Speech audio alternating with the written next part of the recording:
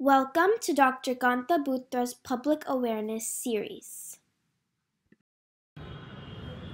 Hello friends, आज का topic है फीमेल हार्मोन्स और मूड्स।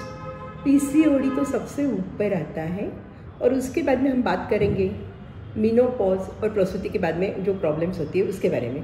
इस सब के लिए आज मेरे साथ एक्सपर्ट में है डॉक्टर दीप्ति पटेल, सूरत के फेमस गायनेकोलॉजिस्ट और लव एंड केयर हॉस्पिटल के प्रोप्रिएटर। अब मैं आपको एक बात बताती हूँ। सबसे पहले महिलाओं के बारे में ही बात कर रहे हैं तो आज की जो लड़कियाँ यंग ब्रिगेडियर, वाओ, मैं तो बहुत ही प्राउड फील करती हूँ। एकदम एक्टिव, कॉम्पिटिटिव, बहुत एम्बिशियस, जो भी चीज़ डाल लेती है पूरा करके ही छोड़ती है। अब भी थोड़ी देर पहले एक सेल्फ रिप्रेजेंटेटिव मेरे पास आई थी, वो पूरा गुजरात देख रही है, लेस देन 30, और वो बोल रही थी मेरे को हफ्ते में 5 दिन ट्रैवल करना पड़ता है, मैं काम एंजॉय करती हूँ, खाना पीना और कसरत का तो थोड़ा ध्यान नहीं रख पाती और स्ट्रेस लेवल तो रहता ही है। तो मैं अभी दीप्ति बेन को पहला सवाल पूछना चाहती हूँ। दीप्ति बेन, आजकल जो पीसीओडी, पॉलीसिस्टिक ओवरीज बोलते हैं, वो प्रॉब्लम यंग लड़कियों में काफ़ी कॉमनली दिख रहा है, इसका इसके साथ कोई संबंध है?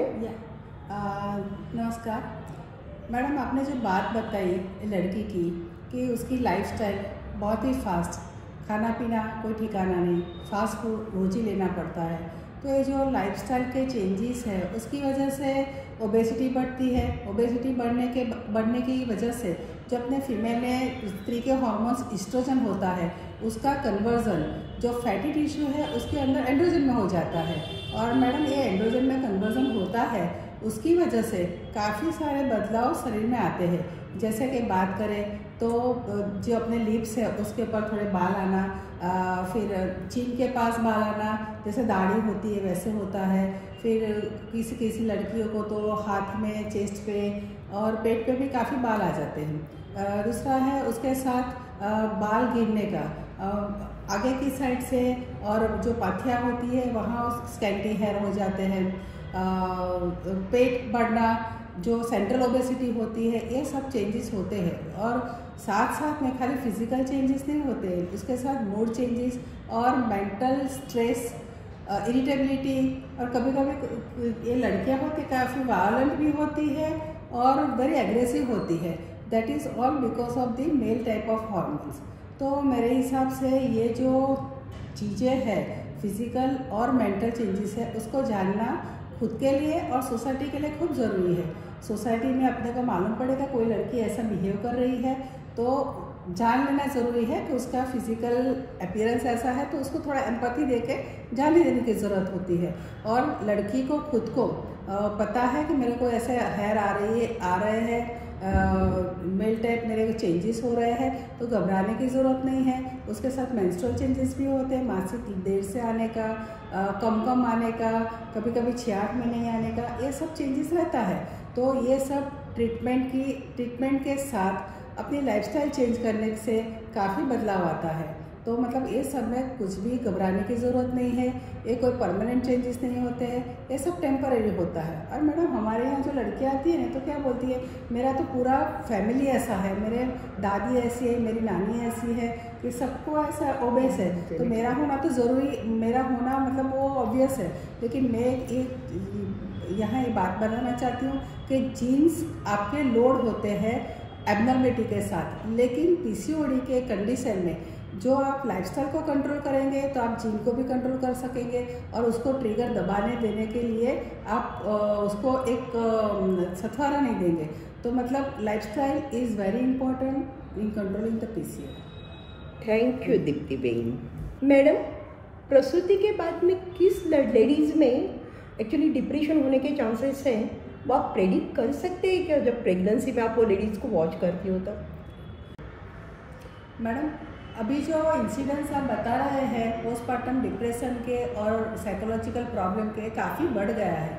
May be because of fast life, अभी सेल्फ इमेज, कॉम्पिटिटिव बिहेवियर, फिर सोशली भी न्यूक्लियर फैमिली, इनफर्टिलिटी के केसेस बढ़ गए, इनफर्टिलिटी के बाद कंसीव होते हैं तो थोड़े ज़्यादा पॉजिटिव होते हैं, मेडिकल डिसऑर्डर्स भी काफ़ी होते हैं पेशेंट को, हाइपरटेंशन है, डायबिटीज़ है, ये सब की वजह से एक स्ट्रेस लेवल प्रेगनेंसी के टाइम पे रहता है और वो जो प्रेगनेंसी के टाइम पे हार्मोन्स का लेवल काफ़ी अच्छा होता है तो वो सप्रेस रहता है, लेकिन जैसे डिलीवरी हो जाती है तो जो फीमेल हार्मोन्स है ईस्ट्रोजन वो काफ़ी एकदम से लो एब्रप्टली होता है और उसकी वजह से फीमेल का जो स्ट्रेस लेवल है वो आउटबर्स्ट होके वो डिप्रेशन में और साइकोलॉजिकल प्रॉब्लम, इरिटेबिलिटी वगैरह में होता है। तो पहला सिम्टम्स का क्या आएगा कि उसको नींद नहीं आएगी, इतनी थकी हुई है, हैप्पीनेस की फीलिंग होनी चाहिए, वो हैप्पीनेस नहीं होती है, उसका मुंह देखो तो एकदम से अपने मास्क फेस ऐसा लगता है। तो ये सब चीज़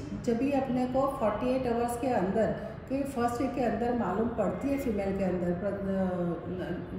स्वार्ड लेडी के अंदर, तो तुरंत ही जो उसके अटेंडेंट है उसको चौंक जाना चाहिए, उसको हेल्प देने की ज़रूरत है, काउंसलिंग ज़रूरी है, डाइट अच्छी, सोशल कोई प्रॉब्लम है तो उसको ज़्यादा स्ट्रेस नहीं करने का और उसको काफ़ी हेल्प की ज़रूरत होती है और हस्बैंड का साथ की ज़रूरत होती है।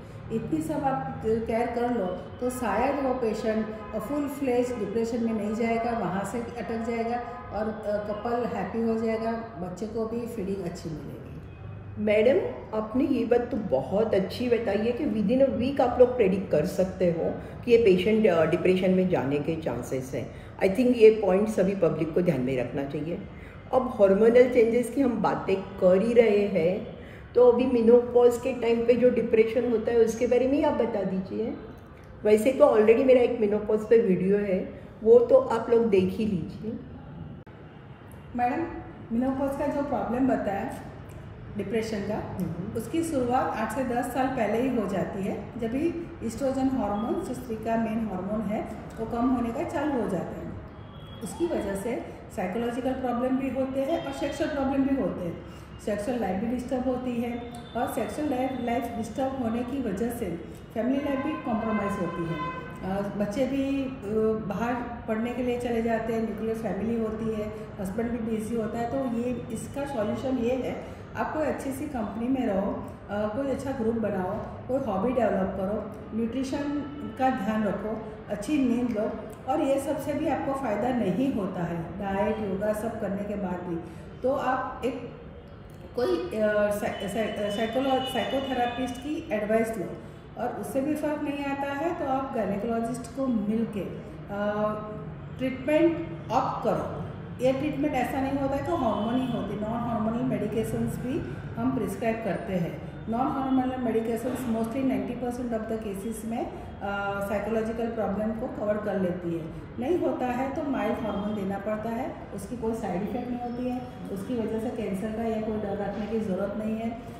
आप मेनोपॉज को सफ़र मत करें क्योंकि मेनोपॉज आपको करीब 30 से 40 साल तक झेलना पड़ता है।